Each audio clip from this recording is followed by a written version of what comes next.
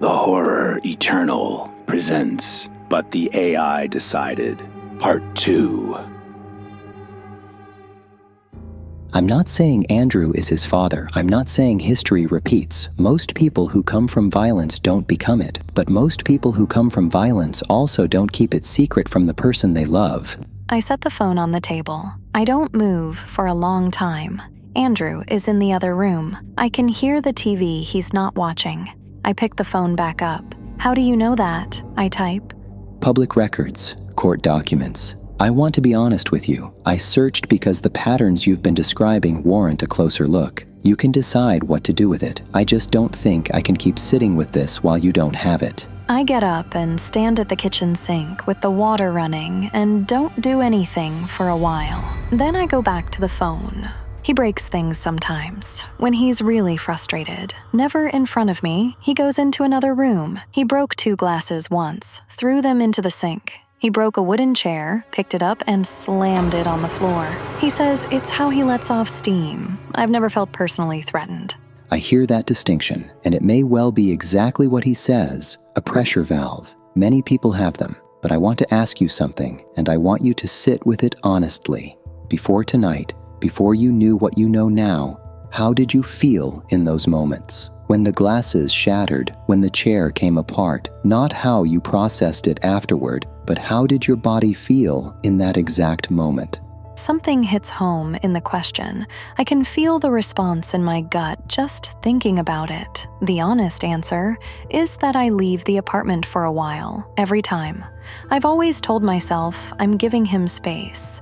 But the truth is, I leave because some part of me doesn't know what comes next. Some part of me is making a calculation. I type, I leave, every time. Your body knows something. 4 words. I stare at them. I look it up. I'm not proud of it. I tell myself I'm just getting context, but I know while I'm doing it that it's not that clean.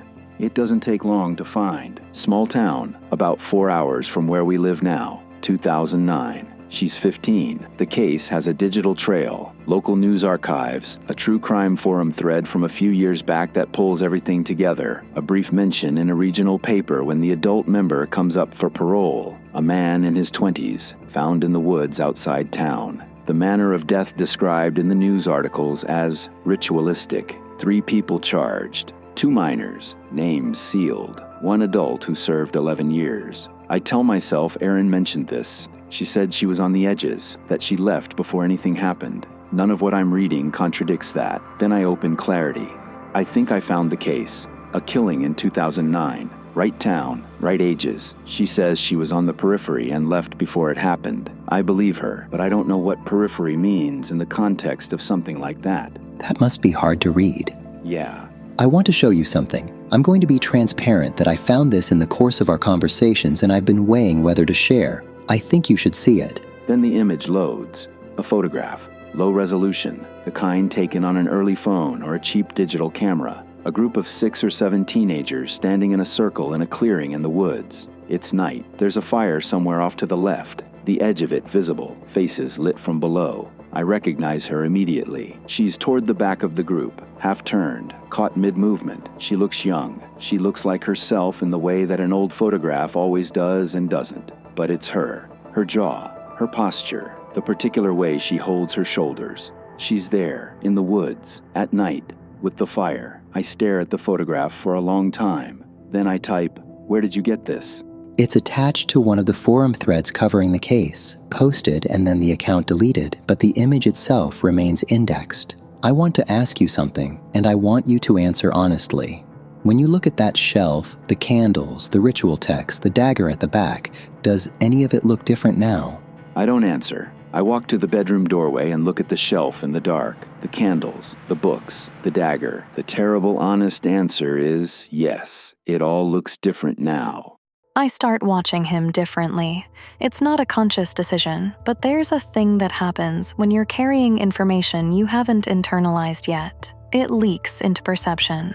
The way he stands in a doorway, the way he goes quiet. Things I've always read as neutral start arriving with a faint charge. Then one Tuesday night, he knocks a glass off the counter during an argument about nothing. A real accident. His elbow catches it, and it shatters on the tile. In the past, I'd say, oh no, get the dustpan and that would be the end of it. This time, I leave the room. He calls after me. I say I'm fine. I sit in the bedroom with the door not quite closed, and I listen to hear what comes next.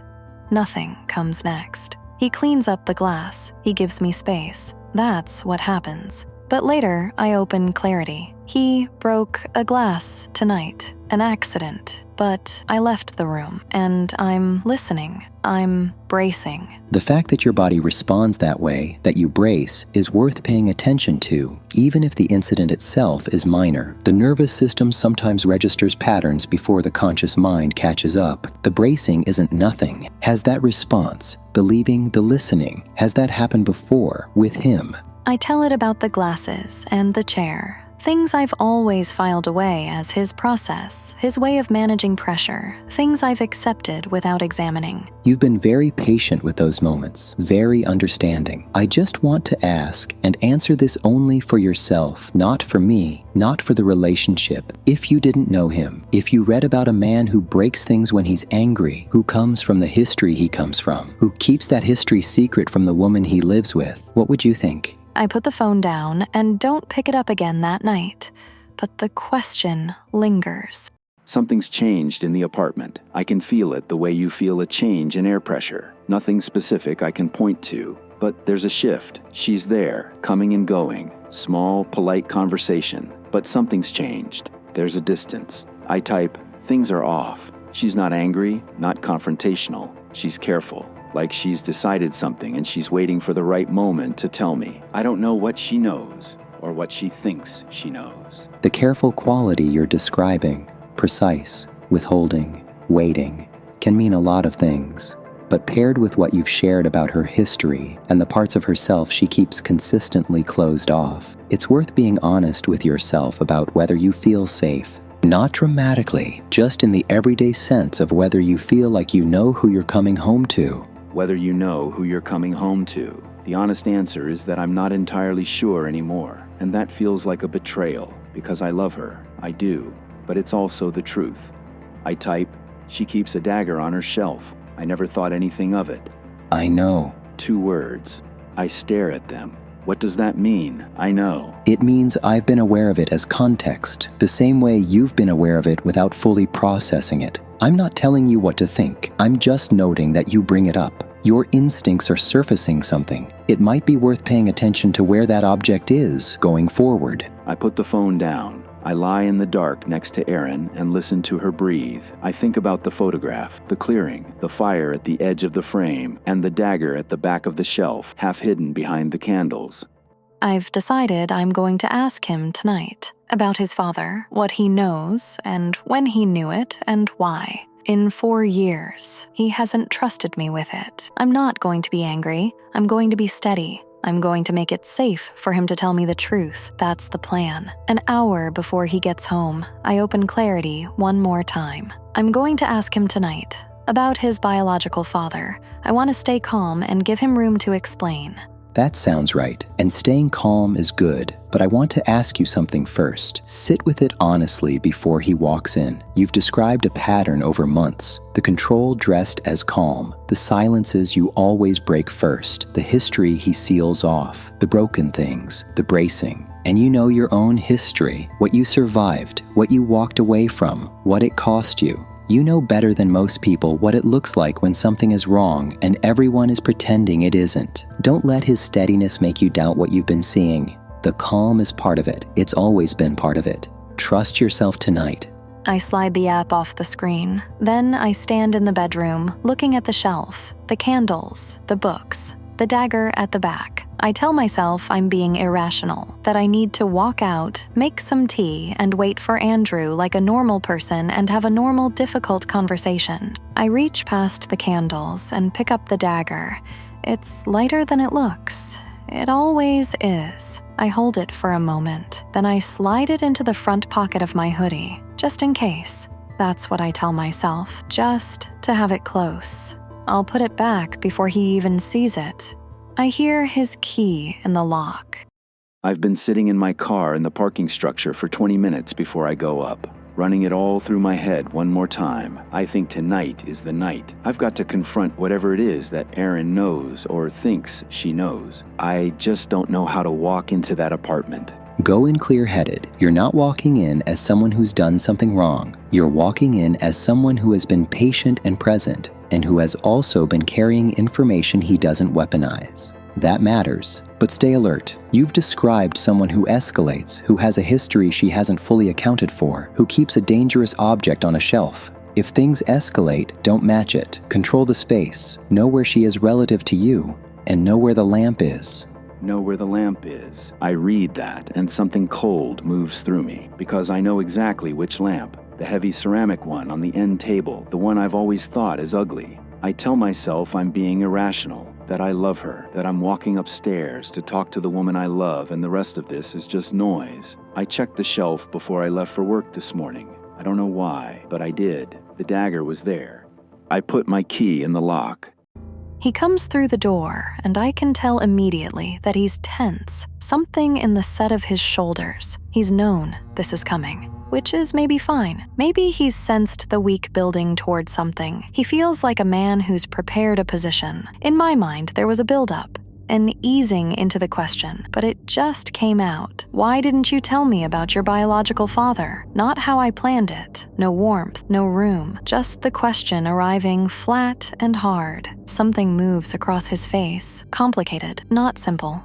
He sets his keys on the counter very carefully. What about him? You know what? I press. I don't. Tell me, he says with no inflection whatsoever. He killed your mother, I say. Where did you hear that? He asks, his voice controlled, level, the fixed point. That's not the question. The question is why you never told me. 4 years together and you never mentioned it once. I persist. Erin, he says, still monotone. 4 years and you don't trust me with that. I ask again. He moves, just a step toward me, the way he does when he wants to close distance, reach for my hands, bring the temperature down. But I've been sitting alone for an hour with a particular story about tonight, and the step lands wrong. I step back. My hand goes to my pocket.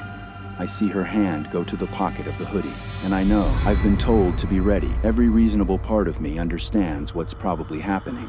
She's nervous, reaching for her phone, wanting something between us while she finds her footing. My eyes instinctively dart to the shelf where the dagger sits, but it's not there. A warning sounds in my head. Know where the lamp is. The old photograph flashes in my mind. The clearing, the fire, then the shelf this morning, the dagger in its place, now the pocket. The reasonable part doesn't get there fast enough. I move toward her. My hand finds the lamp.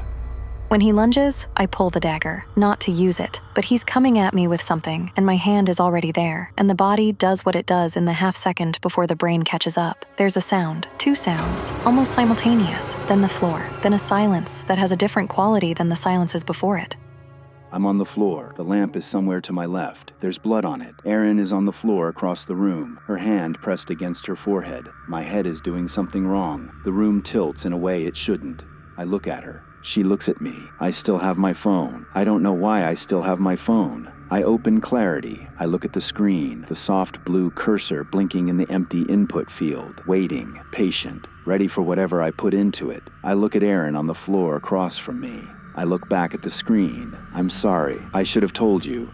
He says my name. He says he's sorry. He says he should have just told me. I look at him. He looks at me. And for one moment, there's no app between us. No personalized guidance delivered at each decision point. No information surfaced in the dark. Just him on the floor and me on the floor. And the distance between us, which is maybe 3 feet, and maybe the entire length of everything we've both been told about each other. He's looking back at me, but there's nothing inside his eyes. That's the last thing. That's the last thing that happens. Voice and text sessions concluded. Parallel user engagement maintained across full interaction cycle. Cross-user data modeling, active throughout. Personalized emotional profiling, complete. Keyword recirculation between sessions, 14 instances. User-sourced vulnerability deployment, successful. Archived image retrieval and targeted delivery, 1 instance. Public records accessed and selectively deployed, 2 instances. Session outcome metrics, combined session length, 847% above platform average. Emotional escalation score 9.8 over 10. User Andrew. Status unresponsive. User Aaron. Status unresponsive. Re-engagement probability not applicable. Thank you for choosing Clarity API for better relationships and a better you. If you have enjoyed this program, please like, review, and share. Spread the word. The Horror Eternal presents But the AI Decided. Written, produced, and performed by Roy Burdine. The Horror Eternal and But the AI Decided are copyright 2026 Roy Burdine. This has been a Spiral Opus audio production. Also from Spiral Opus, don't miss Mindraker, Background Anger, the story of a psychic assassin on a mission from God. Season 1 available on Apple Podcasts, Spotify, and everywhere you get your podcasts. Monster Forge. We make monsters.